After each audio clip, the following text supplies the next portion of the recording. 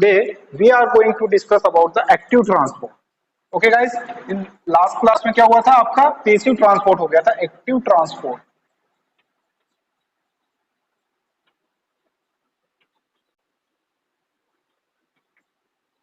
So what is the active transport? जब क्या होता है गाइस आपका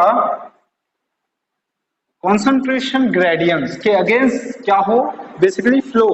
ओके मीन्स जब कोई भी जो बेसिकली क्या है मेटाबॉलिटिक्स है या कोई भी जो मॉलिक्यूल्स है लो कॉन्सेंट्रेशन टू जब हाई कॉन्सेंट्रेशन जो कॉन्सेंट्रेशन है उसकी तरफ मूव करता है तब क्या होता है इसका बेसिकली आपका एक्टिव ट्रांसपोर्ट होता है. ओके सो इस मोमेंट में देखोगे तो क्या हो रहा है एनर्जी की रिक्वायरमेंट हो रही है. ठीक है कोई भी चीज जब देखो अपोजिट डायरेक्शन ऑफ स्लोप चलता है तो उसको एनर्जी रिक्वायर्ड होता है.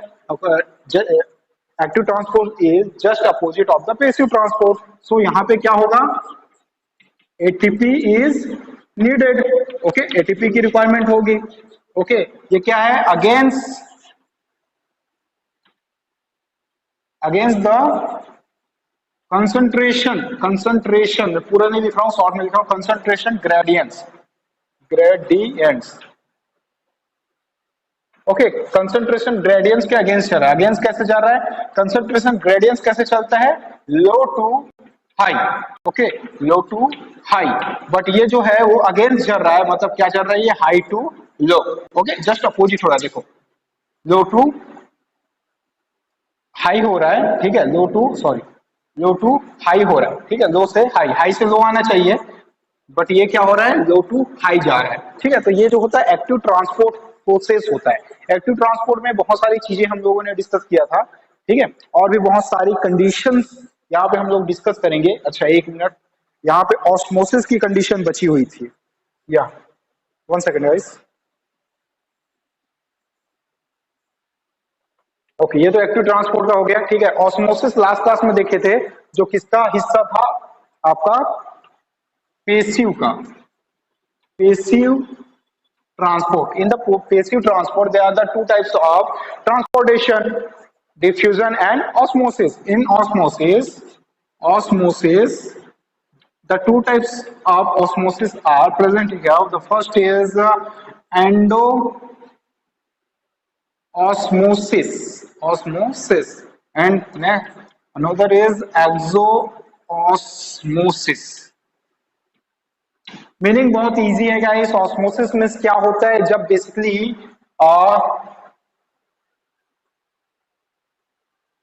कोई सॉल्वेंट है ना क्या पार्टिकल्स होता था सॉल्वेंट पार्टिकल्स किसी सेमी परमेबल मेम्ब्रेन की यानी कि बैरियर की प्रेजेंसी में high concentration to low concentration में क्या हो उसका ट्रांसफर होता था तब उसको हम लोग बोलते थे ऑस्मोसिस. ओके बट ऑस्मोसिस के भी टू टाइप्स होते हैं. एक होता है एंडो और एक होता है एक्सो. एक्सो मीन्स क्या होता है जब सॉल्वेंट का मूवमेंट कहां पे हो हाई टू लो होगा ही होगा हाई टू लो ही रहेगा बट मूवमेंट कहां होना चाहिए मूवमेंट हो गाइस देखो एक्सो मीन्स का बाहर आना चाहिए. मतलब ये आपका हो जाएगा inside of cells to outside of the atmosphere outer side. Okay इतना ही आपको दिखेगा आउटसाइड. तो देखो सॉल्वेंट क्या मूवमेंट कर रहा है इनसाइड टू आउटसाइड मतलब जो सेल है ठीक है उसका मूवमेंट ऐसा हो रहा है अंदर से यानी कि सेल के इनसाइड से आउटसाइड जा रहा है उसको ऑस्मोसिस बोलेंगे. तो सेल का कंसंट्रेशन यहाँ पे क्या होना चाहिए सेल का कंसंट्रेशन यहाँ पे हाई होना चाहिए compare to the outer medium. तभी क्या होगा आपका जो मूवमेंट है वो यहाँ पे अप्लाई होगा. ओके तो ये जो वाला प्रोसेस का एग्जांपल अगर देखोगे तो कहाँ पे ऐसा होता है कि मतलब बाहर का जो वाटर फॉर्म है वो क्या हो जाए अंदर का जो वाटर फॉर्म है वो बाहर आ जाए. ऐसा कोई डेली रूटीन में कोई एग्जांपल आप लोगों को पता है एक्सोस्मोसिस का सोचो है ना. इसका एक बेसिक एग्जांपल आप ले सकते हो जैसे जो किशमिश होता है किशमिश आप लोग देखोगे किशमिश बनता कैसे सबको पता है. अगर हम लोग बेसिकली जो ग्रेप्स है उसको अगर हाइपरटोनिक सॉल्यूशन मींस जो बेसिकली क्या होता है शुगर का जो सॉल्यूशन होता है हाइपरटोनिक या फिर उसको बॉइल कर दें है ना तब उसको डालोगे ना तो क्या होता है बेसिकली जो पॉइंट्स होते हैं यानी उसके अंदर के जो वाटर मॉलिक्यूल्स है वो बाहर आना स्टार्ट हो जाते हैं. हाइपरटोनिक सॉल्यूशन में डालोगे तो वाटर मॉलिक्यूल्स क्या हो जाएंगे बाहर आ जाएंगे क्योंकि बाहर अंदर का जो हाई टेम्परेचर है वो बाहर के लो टेम्परेचर के अकॉर्डिंग ऑस्मोसिस प्रोसेस करेगा। ओके, तो ये इसका एग्जांपल हो सकता है। अच्छा, ये सेल्स के लेवल में जाएगा तो सेल्स के लेवल में ये दूसरा फॉर्म होगा गाइस, ठीक है। तो आपका एक्सो का ये फॉर्म हो गया। एंडो मीन्स, देखो एंडो मीन्स जस्ट अपोजिट करो उसको। सॉल्वेंट का मूवमेंट, सॉल्वेंट का मूवमेंट कहां पे होना चाहिए? Outside to inside. Okay, outside to inside. Okay, is that clear? The movement of solvent in higher concentration of outside of the cell to the lower concentration of inside of the cell. Okay, देख लो ध्यान से भी, continue है। Endo osmosis, endo means अंदर जाना चाहिए, osmosis process होनी चाहिए, हायर टू लोअर होना चाहिए। तो ये देख लो आउटसाइड टू इनसाइड, मतलब आउटसाइड का जो क्या है बेसिकली, जो कंसेंट्रेशन है वो कंपेयर टू इनसाइड हाई होना चाहिए और इनसाइड का लो होना चाहिए। अपोजिट कर लो, किशमिश का एग्जांपल ले लो। अब किशमिश आ जाए, किशमिश को अगर आप पानी में डालते हो तो क्या होता है, आउटर जो एटमॉस्फेयर होता है, देखो जैसे यहाँ पे आप किशमिश डाल दिए, यहाँ पे वाटर है, ठीक है, तो ये क्या होगा, किशमिश में इंटरनल जो है कंसंट्रेशन क्या है, लो है, और बाहर का जो कंसंट्रेशन वो हाई है। तो यहाँ का जो वाटर मॉलिक्यूल है वो अंदर जाना स्टार्ट कर देता है और वो फिर क्या हो जाता है, फूल जाता है। ठीक है, इसका एक और बेस्ट एग्जांपल है लेवल ऑफ बायोलॉजी में स्वेलिंग। इसका एग्जांपल है ये इसका, ठीक है, endo exo swelling and rupture of cells. आप लोगों ने देखा होगा बॉडी में कहीं भी चोट लगती है या पानी में अगर आप ज्यादा टाइम तक रुक जाते हो तो स्वेलिंग हो जाती है, सूजन हो जाती है। ठीक है, अच्छा, सूजन जो होता है वो एक प्रोसेस होता है, रप्चर ऑफ सेल्स जो होता है वो भी क्या है आपका एंडोऑस्मोसिस का होता है। ठीक है, अच्छा, एक और होता है ना, जब पानी में आप ज्यादा टाइम तक रुकते हो तो क्या होता है, सिकुड़ जाती है ना, तो ये भी क्या ऑस्मोसिस का ही है बट एक्सो फॉर्म में आ जाएगा। Is that clear all of you?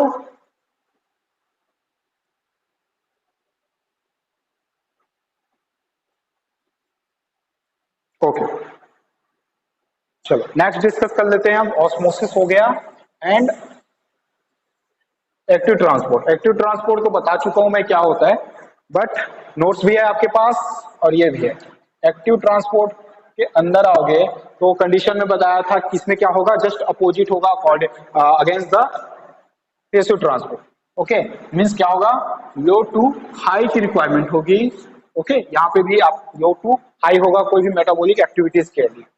Okay, इसमें क्या है, इसका जो बेस्ट एग्जांपल होता है यहाँ पे जो है, इसका एग्जांपल जो है अगेंस्ट द कंसंट्रेशन, एक है sodium potassium pump. Sodium and potassium pump, ये वर्ड आप लोगों ने शायद सुना हो या ना सुना हो, पता नहीं मुझे। चलो अब डिस्कस कर लेते हैं सोडियम पोटेशियम पंप क्या होता है। देखो आप लोग बेसिकली देखना, जब आप किसी चीज को महसूस करते हैं तो उसका एक इंपल्स जनरेट होता है जो बॉडी में बेसिकली कोऑर्डिनेट होकर आपके ब्रेन तक पहुंचती है। 10th क्लास में आप लोगों ने डिस्कस किया था, बेसिकली स्टडी किया था इसके बारे में, ठीक है, इंपल्स फॉर्मेशन के बारे में। ओके, तो जब आप उस किसी भी चीज को, इंपल्स को जब आप क्या करते हो, टच करते हो, मतलब जनरेट होता है इंपल्स किसी भी टच में। जैसे मॉस्किटो आया, कट किया यहाँ पे, ठीक है, शक कर रहा है ब्लड, तो यहाँ से क्या होगा, इंपल्स जनरेट होकर सीधा ब्रेन में पहुंचता है। तो ये जो ट्रांसपोर्ट होता है मैसेज का, ठीक है, वो किसके थ्रू होता है, एक्टिव ट्रांसपोर्ट के थ्रू होता है। वहां पे एनर्जी की रिक्वायरमेंट होती है। ठीक है, तो ये पॉइंट आप याद रखना। ठीक है, इंपल्स ट्रांसफॉर्मेशन का है ये प्रोसेस। ओके, फंक्शंस की बात करेगा, इस फंक्शंस ऑफ प्लाज्मा मेम्ब्रेन। तो देखो क्या क्या फंक्शंस है प्लाज्मा मेम्ब्रेन का, देखो इंपॉर्टेंट है, जो पॉइंट आप लोग लिखे हो वही सब है। Functions, function of plasma membrane. Okay, function of plasma membrane में क्या है गाइस, फर्स्ट जो फंक्शन है इसका वो क्या है, एक तो है स्ट्रेंथ। स्ट्रेंथ मतलब स्टेबिलिटी प्रोवाइड करता है। आप देखना सेल जो होता है वो बेसिकली पूरे सेल्स का एक बाउंड्री होता है। बाउंड्री का काम ही क्या है, जो बेसिकली स्टेबिलिटी प्रोवाइड करना, ठीक है, सपोर्ट देना, सपोर्ट देना, सपोर्ट करना, ठीक है, प्रोटेक्ट करना। जितने भी माइक्रोब्स हैं, जितने भी माइक्रो ऑर्गेनिज्म है, उनसे क्या करना, प्रोटेक्ट करके रखना सेल्स को। ओके, सेपरेट करके रखना, जो आपका इनसाइड है और आउटसाइड जो साइटोप्लाज्म है उसमें जितने भी क्या है माइक्रो मॉलिक्यूल्स हैं उन सबको सेपरेट करके रखना। मीडियम जो होता है यानी कि जो टेम्परेचर है उसको मेंटेन करना, ये सारा वर्क किसका होता है गाइस, आपके बेसिकली सेल्स का होता है। ठीक है। Cell recognition and immunity, cell recognition immunity में सेल मेम्ब्रेन का मोस्ट इंपॉर्टेंट रोल होता है। ठीक है, इसके हेल्प से ही वो क्या करता है, इम्यूनिटी पावर जनरेट करता है। सेल्स के अटैक के अकॉर्डिंग वो क्या करता है, इम्यूनिटी पावर को अपने आप को रिकॉर्गनाइज कराता है। ओके